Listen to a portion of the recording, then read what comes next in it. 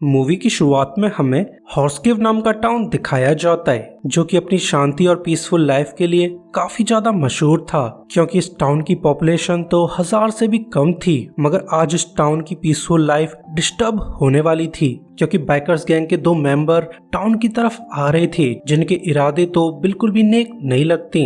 और फिर हमें टाउन का पुलिस चीफ दिखाया जाता है जिसका नाम जिम डिलन था, जो कि पहले टेक्सास रेंजर हुआ करता था। मगर एक इंसिडेंट के दौरान उसके पार्टनर को हॉस्टेज बना लिया गया था, जिसे छुड़ाने के चक्कर में जिम ने गोली चला दी थी। एंड सरप्राइजिंगली गोली ठग को लगने के बजाय उसी के पार्टनर को लग गई थी। तो अपने पार्टनर को अनइंटेंशनली मारने का गम जिम को आज तक सताता आ रहा है, और इसी वजह से जिम ने अपने साथ गन रखना भी बंद कर दिया था, क्योंकि वो अब किसी को भी हर्ट करना नहीं चाहता था। और फिर जिम टाउन के पुलिस स्टेशन चला जाता है, क्योंकि वो अब इस टाउन का पुलिस चीफ की तरह काम करता आ रहा है। वही 2 बैड गाइस टाउन में एंटर करके कैफे चले जाते हैं, जहां वो कैफे की ओनर कैथी को परेशान करने लगते हैं। मगर ये लेडी बैड गाइस से डरने वालों में से नहीं थी, जो बिना हेजिटेशन के बैड गाय पर हमला कर देती है, जिससे इन दोनों के बीच फाइट चालू हो जाती है। मगर बैड गाय लेडी को हर्ट कर पाता उससे पहले ही जिम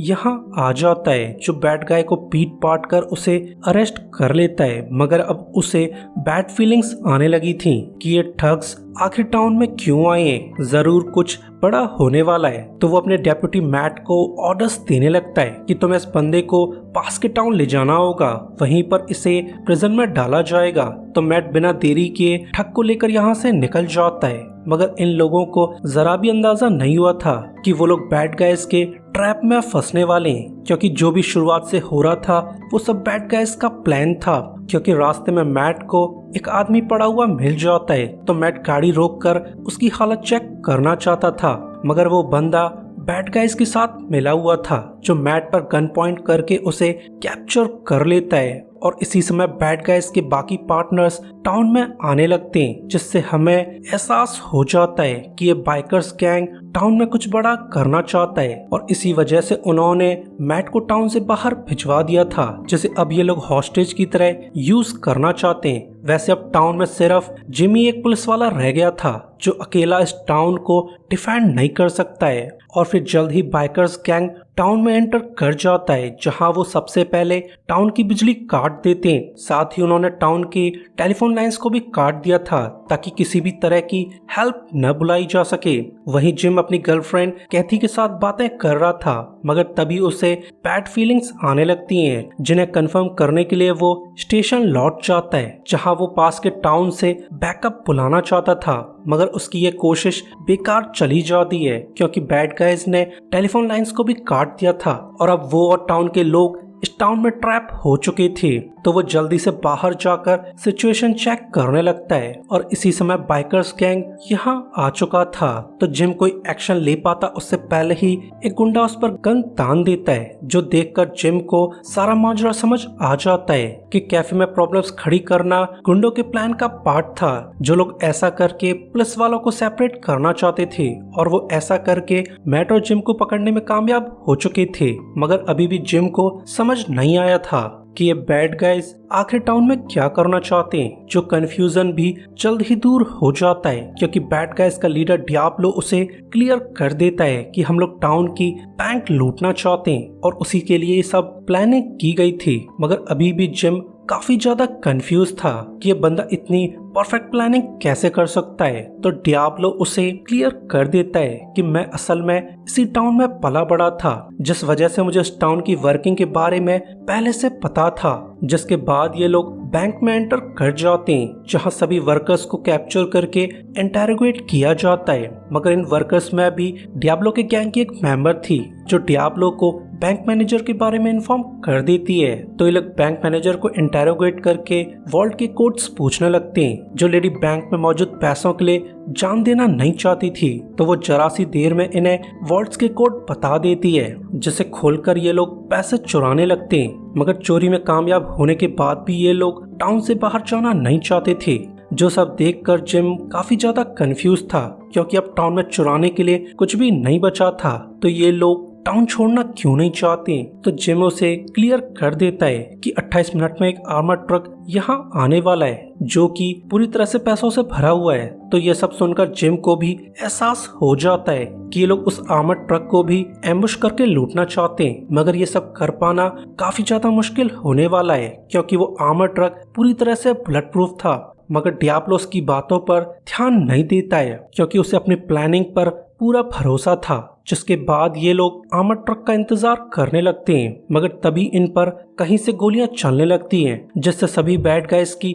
पूरी तरह से चटक जाती है और इसी मौके का फायदा उठाकर जिम और मैट भागने में कामयाब हो जाते हैं जो ऑब्वियसली टाउन को बचाना चाहते थे। तो ये सब देखकर डियाब्लो की पूरी तरह से सनक जाती है जो गनशॉट की डायरेक्शन में गोलियां चलाने लगता है।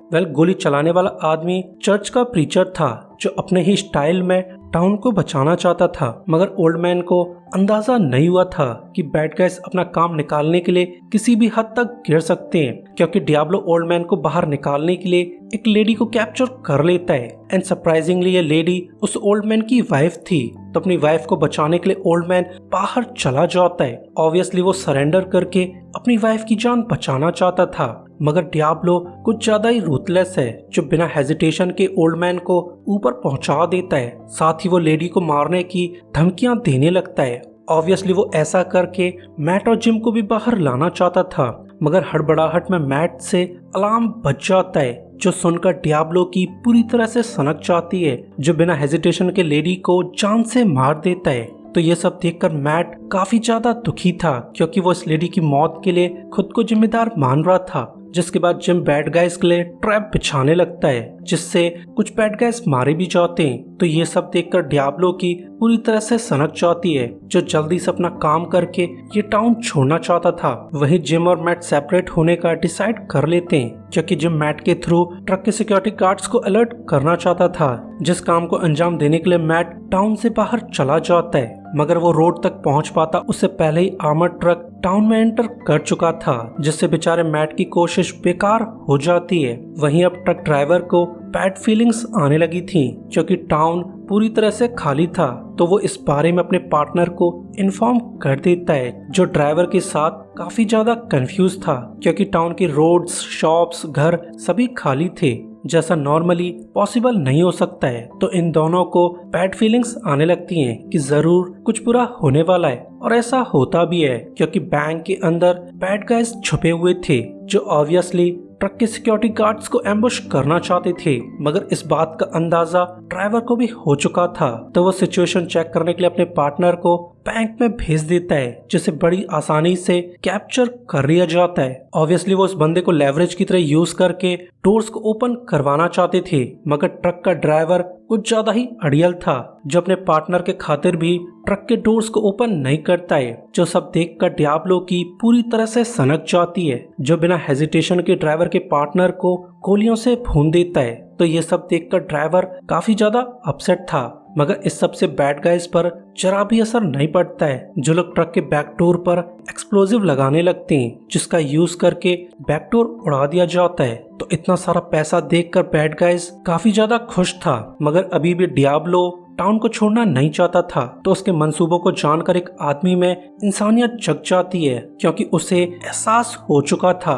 कि डियाब्लो जाने से पहले टाउन के सभी लोगों को मारना चाहता है। ऑब्वियसली डियाब्लो इस बात का सबूत मिटाना चाहता है कि इस टाउन में चोरी उसके गैंग के थ्रू कराई गई थी। तो ये बात जानकर डियाब्लो और उस आदमी के बीच फाइट होने लगती है जहां डियाब्लो बिना रहम के उस आदमी को अच्छे से कूट देता है। जिसके बाद बैड गाइज चर्च को जलाने की प्लानिंग करने लगते हैं क्योंकि चर्च के अंदर ही टाउन के लोगों को रखा गया था। ऑब्वियसली वो चर्च के साथ टाउन के लोगों को जलाना चाहते थे, जिस बात का अंदाजा मैट को भी हो जाता है क्योंकि अब तक मैट टाउन में लौट आया था जो एक बैड गाइज को निपटा कर उसकी गन चुरा लेता है। मगर वो ये देखकर दंग रह जाता है कि डियाब्लो ने कैफे ओनर कैथी को हॉस्टेज बना लिया था।